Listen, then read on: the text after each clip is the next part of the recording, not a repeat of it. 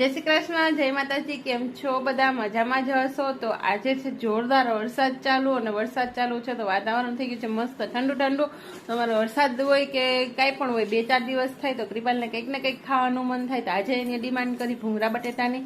તો આપણે બહાર ભૂંગળા બટેટા ખાવા જતા નથી, આપણે કોઈ પણ વસ્તુ હોય ઘરે જ બનાવીને ખાઈએ છીએ। તો આજે આપણે ઘરે ભૂંગળા બટેટા બનાવવાના છે તો એન્ડ સુધી વિડીયોમાં બન્યા રહેજો અને તમને બતાવું અમે ઘરે ભૂંગળા બટેટા કઈ રીતે બનાવીએ છીએ ઈ, અને એકદમ મસ્ત લારી જેવા જ બને છે। એની અમુક ટિપ્સ આપણે યુઝ કરીએ એટલે મસ્ત ભૂંગળા બટેટા આપણે ઘરે બની જાય છે અને ખાવામાં પણ હેલ્ધી હોય છે, કેમ કે બહારનું બટેટું ને બધું કેવું વાપરેલું હોય એ આપણને ખબર ન હોય એટલે આપણે ઘરે બનાવીએ છીએ। તો ચાલો, જો અહીંયા આપણે તેલ મૂકી દીધું છે ગરમ થવા માટે અને આપણે હમણાં તળવાના છે ભૂંગળા। તો પહેલાં તો ભૂંગળા તળી લઈએ અને પછી કરશું આપણે લસણિયા બટેટા।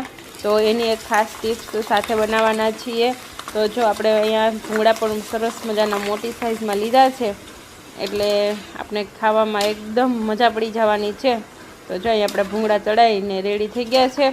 તો આપણે અગાઉ પણ તળી રાખ્યા છે એટલે આપણે એકદમ મસ્ત કાથરોટ ભરીને ભૂંગળા બનાવી લીધા છે।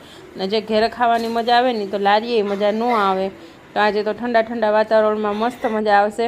તો જો અહીંયા આપણે તેલ મૂકી દીધું છે અને તેલની અંદર જે આપણે ખાસ પેસ્ટ બનાવી છે લસણની ને મરચાંની એ મેં એડ કરી છે, જેનો ટેસ્ટ અને કલર એકદમ મસ્ત લારી જેવો જ આવે છે।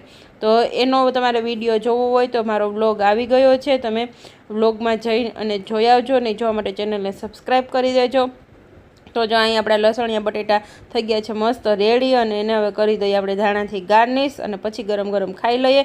તો આ તો આજનો આપણો મિની વ્લોગ ગમ્યો હોય તો લાઈક કરજો, શેર કરજો અને જરૂરથી ટ્રાય કરજો, તમને મજા આવશે। અને ચેનલને સબસ્ક્રાઈબ કરજો અને ફૂલ વિડીયો આપણી ચેનલમાં